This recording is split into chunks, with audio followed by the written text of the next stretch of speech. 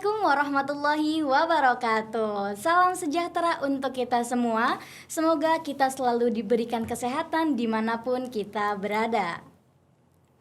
Kembali lagi di podcast Sikap, sarana informasi kampus UIN Sultan Maulana Hasanuddin Banten. Tentunya dengan saya Imelda Nurlaili yang akan memandu acara pada kali ini. Nah, pemirsa semuanya, podcast kali ini kita akan mendatangkan narasumber yang sungguh luar biasa, orang nomor 1 di kampus UIN Sultan Maulana Hasanuddin Banten, yakni Bapak Profesor Dr. Kiai Haji Wawan Wahyudin MPD. Nah, sebelum kita masuk ke dalam acara inti, mari kita sapa terlebih dahulu ya Bapak kita ini. Assalamualaikum Bapak. Waalaikumsalam warahmatullahi wabarakatuh. Bagaimana Bapak kabarnya hari ini dan untuk aktivitas hari ini nih Pak? Alhamdulillah baik secara pribadi, keluarga maupun secara lembaga sebagai rektor di UIN tercinta ini dalam keadaan penuh kesehatan, keberkahan dan juga insya Allah dalam bingkai untuk semangat menumbuhkan kebersamaan. Alhamdulillah sehat selalu ya Bapak. Ya, insyaallah. Semoga di tengah-tengah kegiatannya Bapak, kesibukannya Bapak selalu diberikan kesehatan dan selalu diberikan kelancaran Bapak. Insyaallah, amin, amin, amin ya rabbal alamin.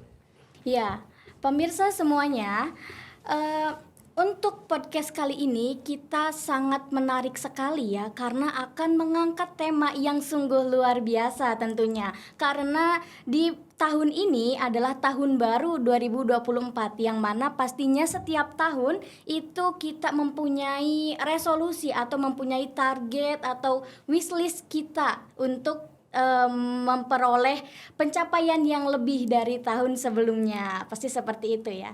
Dan juga UIN sebuah lembaga yang memiliki cita-cita yang sangat luhur ya kan Pak? Ya kan Pak? Betul. Sejak berdiri tahun 1962 dan merupakan lembaga pendidikan tertua di Banten. Baik. Yang mana harus terjaga di akademiknya maupun SDM-nya, apalagi cita-citanya, pemirsa. Nah, untuk mencapai cita-cita itu tentunya perlu banyak ikhtiar. Dan tentunya yang menjadi salah satu ikhtiarnya adalah apakah kita sudah mempersiapkan resolusi kita. Nah, begitupun kampus pemirsa. Maka dari itu, podcast kali ini akan membahas atau akan mengangkat tema dengan judul Transformasi Kampus Mewujudkan Resolusi Pendidikan Berkualitas di tahun 2024, Bapak. Luar biasa. Ya, oke, pemirsa semuanya, pasti kalian yang nonton podcast kita kali ini sangat penasaran dengan apa yang akan kita bincang-bincangkan, apalagi dengan orang yang nomor 1 di kampus UIN kita ini. Oke, baik Bapak, kalau begitu izinkan saya untuk langsung memasuki acara inti nih Pak ya. Baik, siap. Oke Bapak. Nah, untuk mengenai transformasi kampus mewujudkan resolusi pendidikan berkualitas di tahun 2024 ini, apa sih Pak resolusi kampus UIN Banten di tahun 2024 Bapak? Baik, terima kasih. Kegiatan yang digagas oleh Humas melalui podcastnya bernaung di bawah Sikap ya.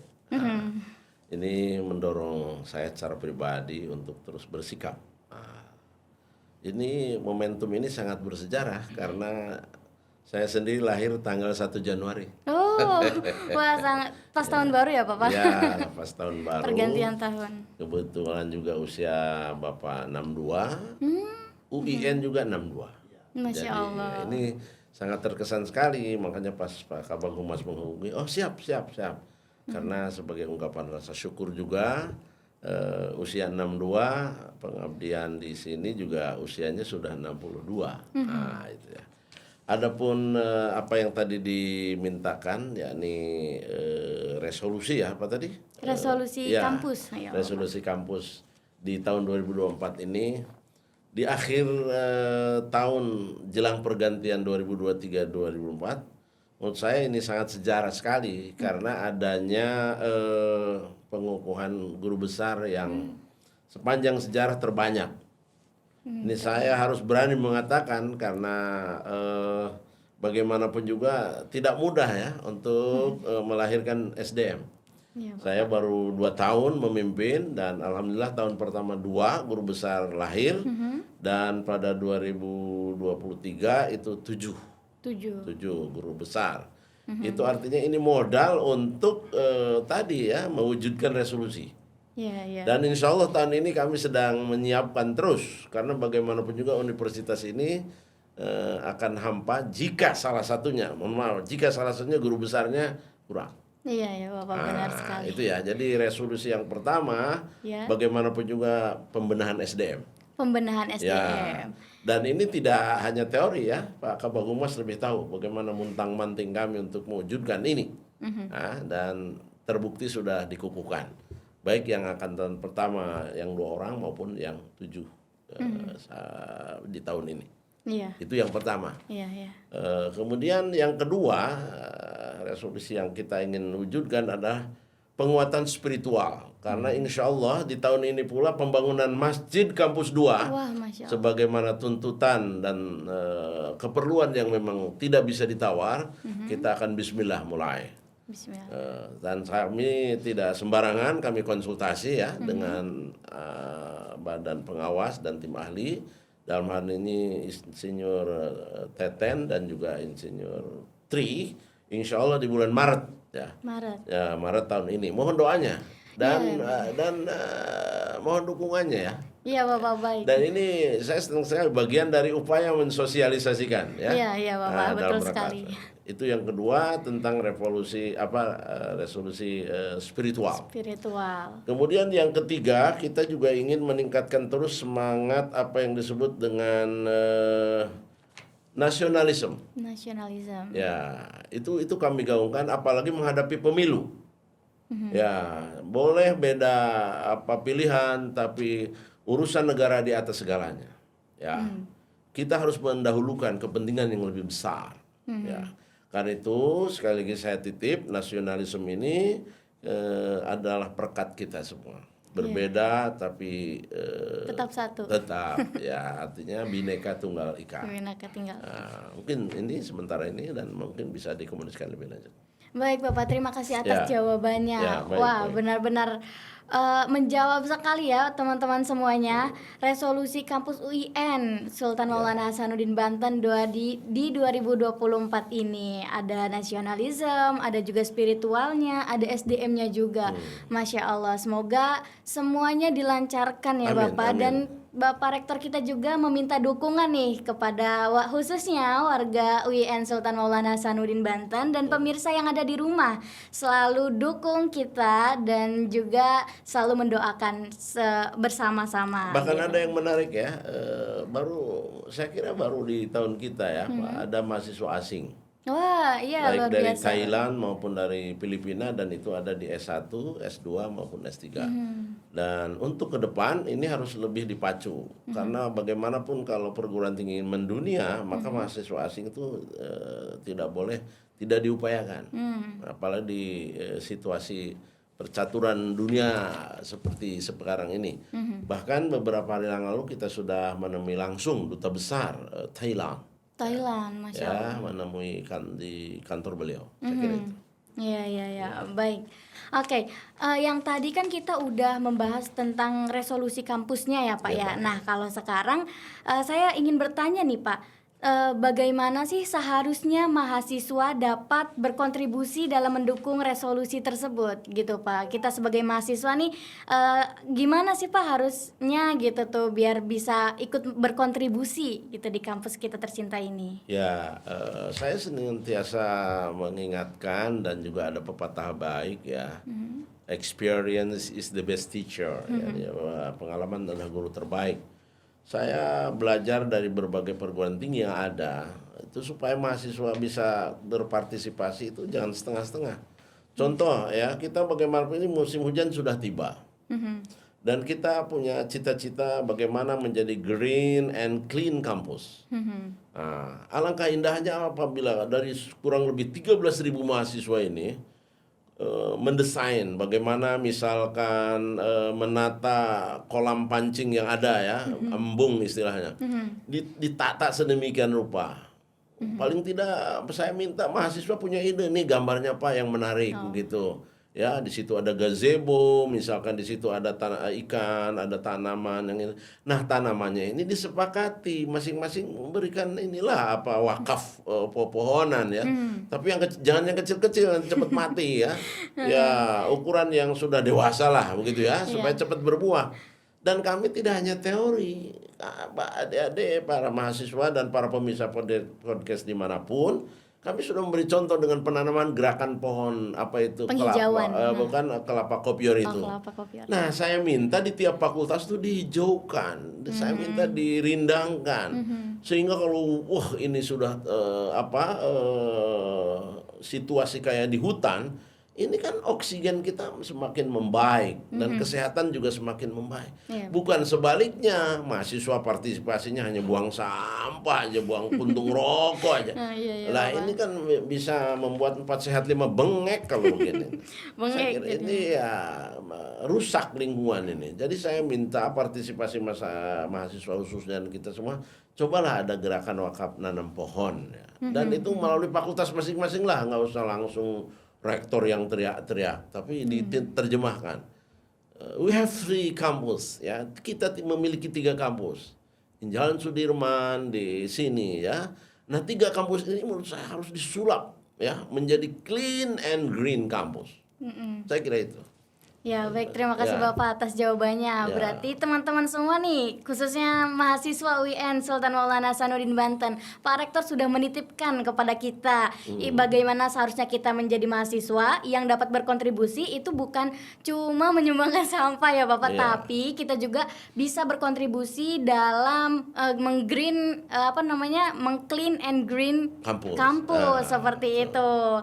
Baik. Nah, selanjutnya nih Bapak, apa saja sih langkah yang dapat diambil oleh lembaga pendidikan untuk mencapai resolusi tersebut, Pak? Ya, saya bilang tadi pertama penataan SDM ya, sebab dalam komponen pendidikan itu ada tenaga pendidik, katakanlah dosen. Nah, kita pacu melalui peningkatan apa yang disebut dengan guru besar ya. Yang kedua apa yang disebut dengan mahasiswa sebagai peserta didik. Nah, untuk merangkuh lebih banyak tahun ini kami tadi sudah rapat ya, persiapan menyambut mahasiswa baru. Iya, Bapak. Dan saya minta ke Bagian Humas untuk mensosialisasikan. Dengan banyaknya gedung yang baru atau 3 lokasi yang strategis, ini mestinya yang daftar ngebludak ke kita. Iya, benar. Baik S1, S2 dan S3. Dan bagi yang mau meneruskan ke S2, S3, yang S1 kemarin di wisuda, sebaiknya di kita aja. Iya, karena di kita juga sudah menyediakan ya Bapak. Sudah menyediakan. Karena apa? Untuk menunjang tadi ya pencapaian pada harapan mahasiswa kita dan lembaga kita. Itu antara lain strateginya. Iya, baik. Terima kasih Bapak jawabannya. Jadi untuk lembaga pendidikan, kalian bagi teman-teman mahasiswa nih yang udah lulus dari S1, sebaiknya melanjutkan kuliahnya S2 ataupun S3 di UIN Sultan Maulana Hasanuddin Banten. Karena di UIN Sultan Maulana Hasanuddin Banten juga fasilitasnya udah lumayan lengkap ya Bapak, udah lengkap lah. Dan juga dari gedung-gedungnya sudah benar-benar terjaga dan menurut saya itu gedungnya udah elit lah Pak ya. Oke. Tinggal SDM-nya. SDM-nya. Ya, seperti itu. Dan bahkan yang untuk meningkat SDM luar biasa. Kayaknya di tahun ini juga ya. Kita baru dapat surprise karena dapat bantuan mobil perpustakaan. Wow, Masya Allah. Dari Perpusnas. Ya, jadi tidak ada alasan untuk tidak maju. Nah, saya minta kepada kepala perpus yang ada, kalau perlu itu mobil tuh dikelilingkan ke taman bacaan masyarakat, sambil gerakan wakaf buku. Nah, itu kan nggak ada lain. Kalau bangsa ingin maju itu harus berani menggalakkan, membudayakan 4 hal. Pertama, berani bertanya. Kedua, berani nulis. ketiga berani membaca, dan yang keempat ini yang penting berani mengevaluasi. Berani mengevaluasi Ya, ya Bapak. itu kalau itu rendah, perguruan tinggi bisa kalah ya dengan fenomena yang ada. Berarti itu mobil yang untuk perpustakaan itu isinya mobil yang bakalnya berkeliling untuk Ya, gratis ya, membaca kayak gitu ya ya. Pak ya. Perpus keliling seperti Ya, itu Pak. perpustakaan keliling itu. Perpustakaan keliling Ya, seperti itu. Baik Bapak. Oke, untuk selanjutnya nih Pak, kan tadi kita udah udah bertanya terkait lembaga pendidikan untuk mencapai resolusi. Betul, gitu ya. betul. Nah, kalau sekarang ini tentang tantangan Pak nih. Apa tantangan utama yang mungkin dihadapi oleh kampus dalam mewujudkan pendidikan kualitas di tahun 2024? Karena yang sudah kita ketahui ya teman-teman, tentunya ketika kita membuat to-do list atau membuat wishlist gitu, harapan-harapan kita yang untuk tahun 2024 ini, kita juga perlu memikirkan tantangan yang sekiranya bakal terjadi karena agar kita bisa siap 100% untuk menghadapi hal tersebut ya Iya, Pak ya. betul, betul. Nah, jadi kalau misal untuk di kampus ini kira-kira tantangannya yang memungkinkan bakal dihadapi oleh kampus itu apa aja ya Pak? Saya kira sama ya dengan tantangan yang dihadapi kampus lain. Yang paling utama adalah pembiayaan. Pembiayaan. Ya, maka nggak usah jauh-jauh lah. Saya bukan curhat barangkali ya. Bapak ini orang nggak punya. Untuk bayar kuliah aja dulu nggak bisa langsung S1, hanya D3, dulu BA ya. Untuk sampai BA aja tertatih-tatih karena Bapak orang nggak punya. Apa yang Bapak lakukan? Tidak ngeluh dan tidak hanya demo teriak-teriak. Tapi Bapak punya inovasi mendirikan qasidah modern. Wah, Masya Allah, qasidah itu. Ya, kemudian qasidah modern, kemudian kalau show kan dapat honor. Itu buat bayar kuliah. Oh. Itu salah satu diantaranya. Itu sampai S3, bukan S3 D3, mohon maaf waktu itu ya, waktu pertama kali kuliah. Nah, ketika orang-orang meribut untuk kos, Bapak mau, boro-boro, saya bilang bayaran nggak ada, buat kos juga nggak ada. Akhirnya saya berpikir, nah ini menjadi inspirasi nih bagi mahasiswa, jangan hanya ngeluh, saya bilang. Cari masjid yang nggak keurus, Pak Nana. Jadi saya di Cirebon tuh tukang ngepel, tukang nambah beduk, marbot jari orang Serang. Marbot, ya. Tuh mobil nama masjidnya Assalam di stasiun Cirebon di situ. Oh, Masya Allah. Kebetulan saya juga SMP, SMA di Cirebon Nah, nih Bapak. apalagi tahu pasti Iya, di stasiun itu. Tahu Bapak. Jadi saya 3 tahun tuh ngepel ini kuliah pakai baju bekas kakak saya. Saya nggak pernah mimpi kok jadi rektor. Iya. Hanya tekad dan tekad. Masya Allah. Bener. Nah, karena itu saya senang sekali nih kalau keliling nggak tenaga kan gini kan efektifnya. Silahkan kalau memang ada manfaatnya dan maslahat Anda tidak. Nah, beres di sana itu kembali ke Serang lanjutkan S1 karena juga nggak mampu. Ya apa yang saya lakukan? Ngajar ngaji dan sebagainya. Dari situlah keberkahan. Maka saya minta kepada anak-anak jangan kecil hati. Yang namanya makelar Tuhan itu tidak akan ada yang nganggur dan tidak ada yang tidak diberi rezeki. Semua diberi jalan. Warzuqhum min haitsu la yahtasib. Itu yang saya inginkan. Kalau sekian mahasiswa ini peduli ke madrasah dan ribuannya peduli madrasah, pesantren, peduli masjid. Ya. Wah, sudah pasti berkah itu. Iya Bapak, betul sekali. Itu antara motivasi saya. Karena yang namanya hidup memang butuh perjuangan ya Bapak. Iyalah, Iya, apapun yang bisa dilakukan, ya lakukan ya, gitu Pak ya. Betul. Tepatnya. Wah, Masya Allah Bapak Rektor kita ini sangat menginspirasi banget ya teman-teman Ya, semuanya. Semoga teman-teman di rumah juga bisa tergerak hatinya agar jangan patah semangat gitu. Karena emang biasanya di umur 20-an itu Pak sering banget ya, saya juga pernah ngalamin sendiri gitu loh Pak. Kalau kayak tiba-tiba hampa gitu kayak itu tujuannya betul. apa gitu ya, Pak? Di usia 20, coba baca buku karangan Profesor Dr. Zaki Habarajata. 1-7 tahun itu orang itu senang mainan. Bermain gitu ya Pak, masa anak-anak. Senang mainan. Nah, makanya itulah TK.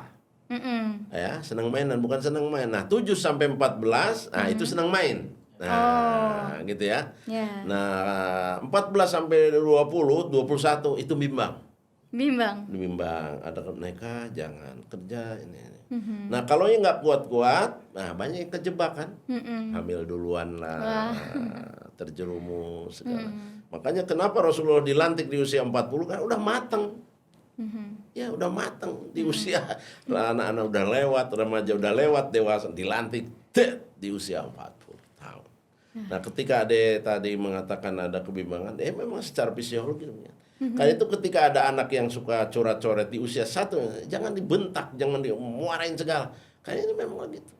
Kadang-kadang kan suka tulis di tembok, di tembok gitu. malah arahkan. Itu karena memang lagi usianya. Rumah saya banyak cara, biarin aja. Ya, bahkan dinikmati, itu sebuah inisiatif. Oke, Sebuah perkembangan gitu ya Bapak, perkembangan anak. Ya. Oke, wah sangat menarik sekali ya tantangan-tantangannya yang harus kita hadapin, yang harus kita persiapkan. Oke, nah selanjutnya nih Pak, apakah ada rencana pengembangan infrastruktur? Kan kalau tadi kan kita berbicara tentang resolusi yang kayak SDM dan lain sebagainya. Nah kalau sekarang ini di infrastruktur fisik kampus nih Pak, apakah ada peningkatan fasilitas belajar ataupun yang lainnya? Mungkin selain masjid atau apa gitu Pak yang belum tersampaikan? Ya, kebetulan kemarin saya diundang oleh Menteri Perhubungan untuk menyaksikan peresmian terminal Pakupatan dan langsung ketemu Pak Presiden dan Menteri Perhubungan.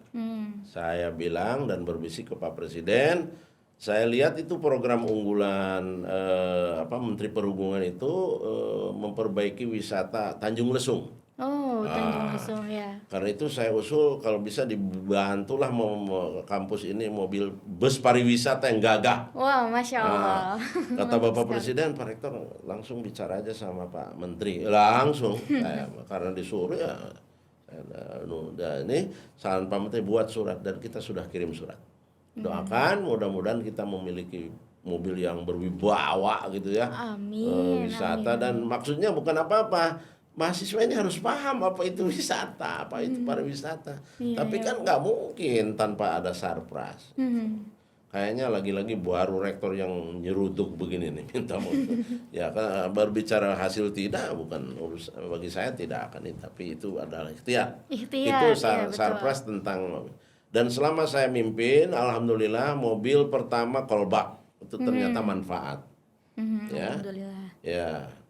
Yang kedua ketika yang tahun kedua bus. Ya. Yang ketiga mobil perpus. Ya. Yang gitu. Baru itu ya Pak. Nah yang keempat kalau mobil ini ya. Wah luar biasa ya Pak kalau emang di ACC juga nih. Mudah-mudahan kita doain bersama-sama. Itu tentang sarpras kendaraan. Adapun sarpras bangunan, insya Allah kita sudah mengusulkan untuk pusat perpustakaan pusat.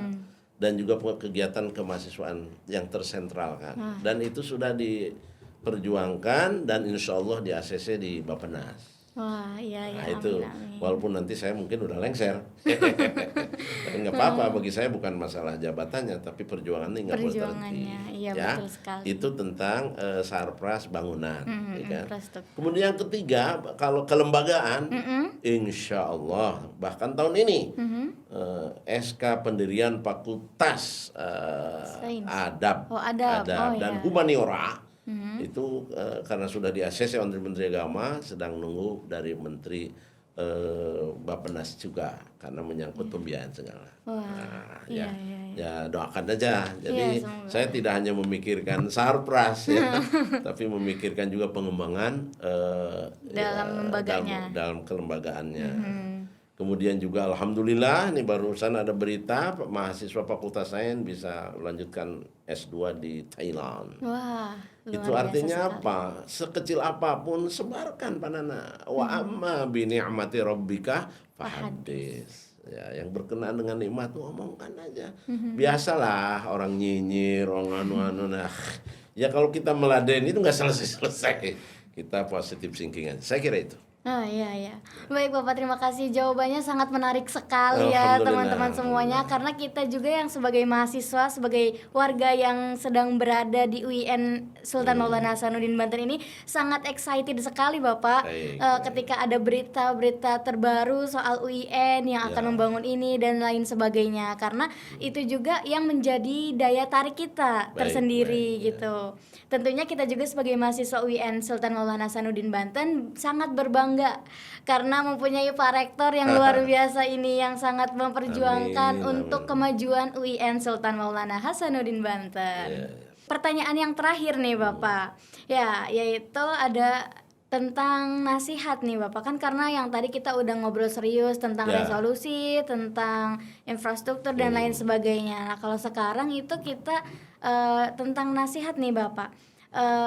Pertanyaannya yaitu nasihat Bapak untuk mahasiswa agar menjadi mahasiswa yang bernilai bagi agama dan bangsa. Seperti itu Bapak. Baik. Mhm. Pesan pertama, bagaimanapun akhlak harus di atas segalanya.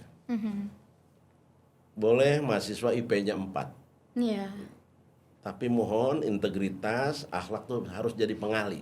pengali. Ya, pengali itu maksudnya apa?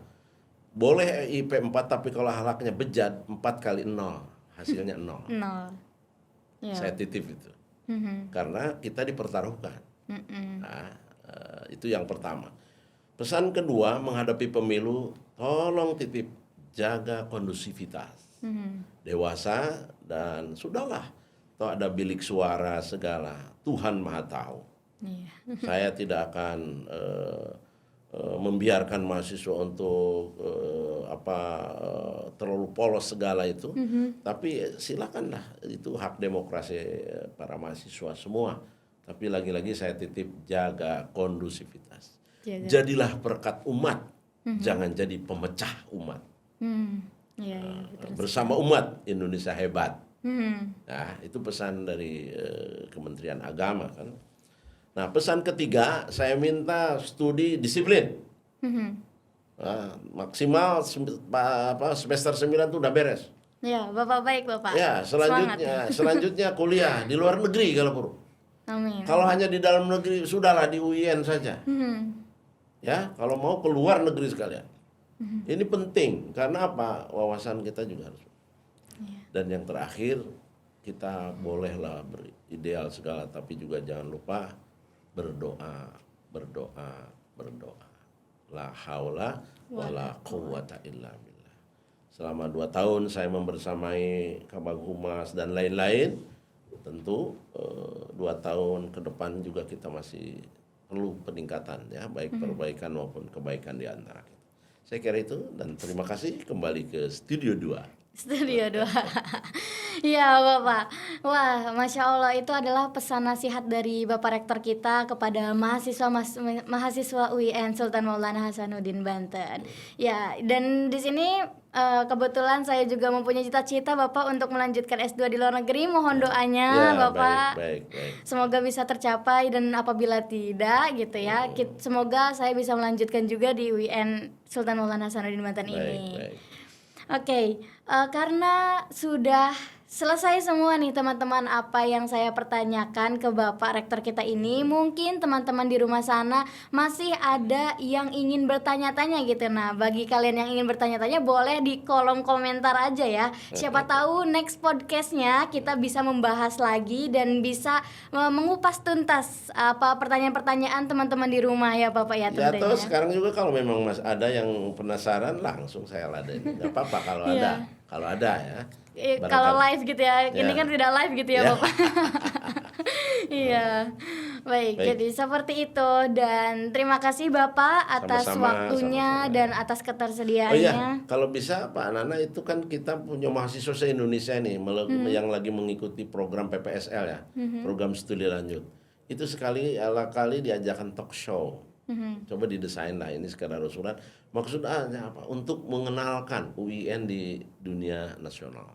Nah, itu, makasih. Baik, terima kasih Bapak Baik, karena baik. sudah bersedia meluangkan waktunya di tengah-tengah banyaknya agenda Bapak pada hari Makasih, ini. sama-sama. Iya, mantap sekali ya teman-teman karena kita sudah dari awal sampai akhir ini sangat menarik temanya ya. Dan biasanya nih sebelum penutupan, Pak Rektor kita ini senang berpantun. Coba Oh, kita iya. tanyakan apakah Bapak Ya. menyiapkan pantun untuk podcast kali ini? Ya, ke Surabaya naik pesawat. Cakep. Ya, di bandara jumpa saudari. Cakep. Semangat menuntut ilmu harus terus meningkat untuk meraih prestasi. Oke, izinkan saya untuk membalas pantunnya Bapak. Iya, bagus ya. Oke, langit cerah berwarna biru. Cahaya bintang bagaikan lampu. Selamat sambut resolusi baru, wahai kampusku. Ku ucapkan I love you pada Pak Rektorku. Ya, dan satu lagi nih Bapak, sebagai penutupan. Ada semut di dalam saku, semutnya hilang di bawah topai. Mari sambut lembaran baru, tahun baru indah penuh harapan. Jalan-jalan ke kota Bandung. Wow, cakep. Di Priangan jumpa mahasiswa UIN Banten. Jangan suka mengeluh apalagi bingung, tapi mari kita tingkatkan semangat kompeten. Wah, ya, Masya Allah. Sangat menarik. Oke, terima kasih Bapak. Baik, Dan baik. terima kasih pemirsa yang sudah nonton dari awal sampai akhir podcast kali ini. Semoga kalian gak bosen ya untuk menonton di podcast Sikap kali ini. Dan jangan lupa saksikan next podcast selanjutnya yang mana pastinya akan lebih menarik dari tema kali ini. So, saya Imelda Nurlaili dan saya pamit undur diri. Wassalamualaikum warahmatullahi wabarakatuh. Waalaikumsalam warahmatullahi wabarakatuh. Alhamdulillah.